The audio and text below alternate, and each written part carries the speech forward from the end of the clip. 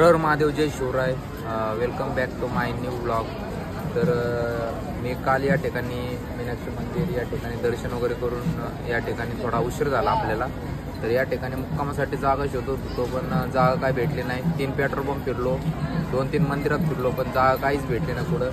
तर आत्ता लगभग 2 वाजले आहेत आणि तुम्ही पाहू शकता या ठिकाणी जे भाविक आहेत, भाविकांना पाहू शकता, भाविकांची गर्दी झालेली. आता लगभग 5 वाजता मंदिर ओपन होते, त्यासाठी भाविकांनी आधीच गर्दी केलेली. तर आता अशा प्रकारे आपण दर्शन करून मग आपण आता झोप तर काही झाली नाही आज. तर आता अजून 1-3 तास गाड्याचे दर्शन करून मग मी माझ्या प्रवासाला सुरुवात करतोय, कर्नाटकच्या दिशेने निघतोय. तर व्लॉग कंटिन्यू करा मित्रांनो.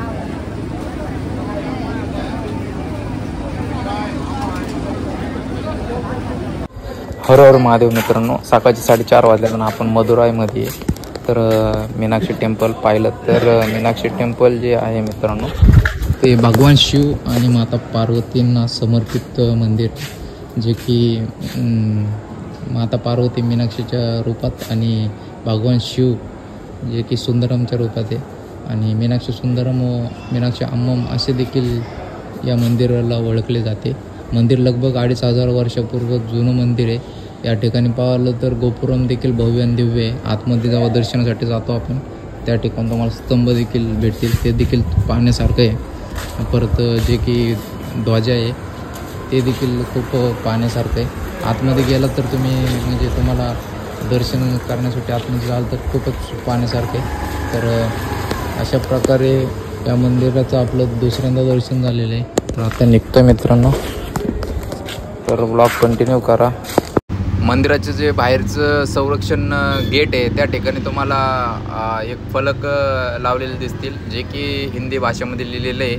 मंदिराचा इतिहास देखील त्यामध्ये लिहिले गेलेले आहे. मंदिराला किती स्तंभ आहेत, मंदिर कोणत्या साली व किती दिवस लागले मंदिर बनवण्यासाठी, मंदिराची संपूर्ण वास्तुकला असेल व मंदिराचे संपूर्ण इतिहास त्या फलकावर लिहिली गेलेली आहे. जर तुम्ही येत असाल तर ज्यावेळेस परिक्रमा करत असतात त्यावेळेस ते तुम्हाला दिसेलच.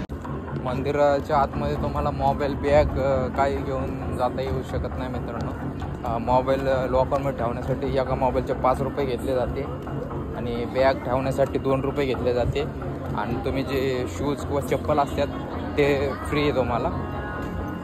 तर या ठिकाणी पाहू शकता फ्री चप्पल आहे. आणि मोबाईल ठेवले मग एका मोबाईलसाठी 5 रुपये. आणि आपलं तुमचं लगेज असेल तर एका बॅगासाठी 2 रुपये अशा प्रकारे घेतले जाते. आणि अशा प्रकारे या ठिकाणून दर्शनासाठी फ्री लाईन देखील या ठिकाणी आणि VIP लाईन देखील, जे की 50 रुपये आणि 100 रुपये. पण मी म्हणतो तुम्हाला तुम्ही फ्री लाईनमधूनच जावा, कारण की 1 ते 2 तासामध्ये तुमचं दर्शन देखील होऊन जाते. तर अशा प्रकारे आपण आता परिक्रमा करतोय आणि बघतोय गोपुरम अशा प्रकारे. तर काय अशा प्रकारे गोपुरम पाहू शकतो तुम्ही.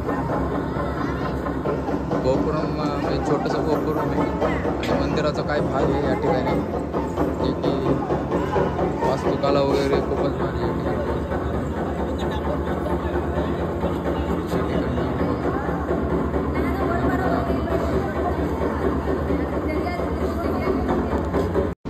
मित्रांनो, मंदिराचं दर्शन करून मी प्रवासाला सुरुवात केली होती, परंतु 2 किलोमीटर अंतरावर जाऊन परत माझ्या सायकल प्रॉब्लेम द्यायला लागली. मागचं चाक जे आहे की परत डक मारायला चालू केली. तर परत आलेलो आहे दुकानापाशी. तर दुकान काय तर 11:30 वाजता उघडते. तर आता लगभग 10:30 वाजलेले आहेत. सकाळपासून याच ठिकाणी मी थांबलेलो आहे. थोडा वेळ या ठिकाणी विश्राम केला बाहेर. तर बघूयात ते आल्यावर त्यांना विचारू ना की प्रॉब्लेम कसं काय, काम करून देखील कसं काय प्रॉब्लेम यायला लागले. तर आता लगभग 4 ते 5 वेळा झाला असेल एक्सेलचंच प्रत्येक वेळेस काम करतो आपण. ते आल्यावर जरा व्यवस्थित त्यांच्याकडून विचारून घेऊ आणि व्यवस्थित काम करून घेऊ. तर थोड्या वेळ अजून आपल्याला थांबावं लागणार या ठिकाणी. तर भेटतो मित्रांनो तुम्हाला लवकरच. तर सायकलचं दुकान उघडलेलं आहे. आता 11:30 वाजलेत. ते म्हणतात की ते एक्सेल पूर्ण बदलावं लागणार आहे, नवीन टाकावं लागणार आहे दुसरं, जे की दुसरे जे नट बोल्टचे एक्सेल असते ते टाकावं लागणार आहे. तर बघूया आता टाकणं आता काय. तर मित्रांनो, काल देखील आपण सायकल रिपेअर केलं होतं, एक्सेल टाकलं होतं. हे एक्सेल आहे ना, हे जे हे लेटेस्ट असल्यामुळं ना MI 4 वेळा रिपन करावं लागलं. तर यांनी मला एक सजेशन दिलं की ते आपले जुनं जे एक्सेल असते नटबोल्ट सिस्टीम अशा प्रकारे काय लावले. तर आता तशाच प्रकारे ते बाबा टाकत आहेत नटबोल्ट सिस्टीम.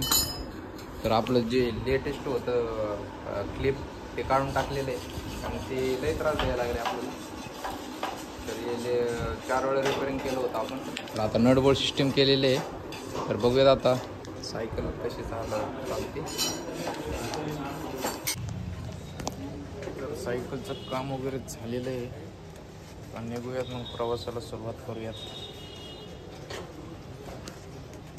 मदुराईपासून आपण निघलेलो आहेत.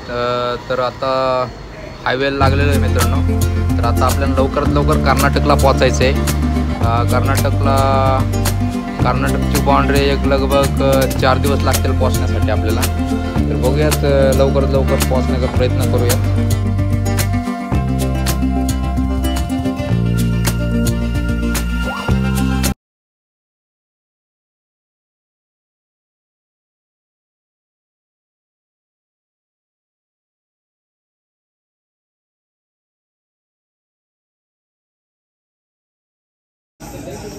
तर मित्रांनो या ठिकाणी थोडंसं काय स्वीटॉम आहे. या ठिकाणी मी थांबलेलो आहे आणि आता हे तिसऱ्यांदा दूध पितो मी. पुढं गेलो होतो एका ठिकाणी, त्या ठिकाणी इडली भेटत होती पण त्या ठिकाणी अंडे होते. तर आपण त्या ठिकाणी नाही थांबलो, त्या ठिकाणी आलो. आता हे तिसऱ्यांदा दूध पितो आहे आणि बिस्किट देखील खाल्लेलं आहे आणि थोडं देखील खाल्लेलं आहे. आणि त्या ठिकाणी टेंट लावलेलं पाहू शकता तुम्ही. टेंट आणि सायकल वगैरे लावलेली. तर आजचा विश्राम असाच आहे. तर त्या ओनरला विचारलं होतं आपण आपल्याला टेंट लावण्यासाठी जागा भेटायला. तर त्यांनी दिलेली परमिशन. आता निवांत झोपतो मित्रांनो. भेटतो उद्या परत तुम्हाला. आजच्यासाठी एवढंच. हर हर महादेव.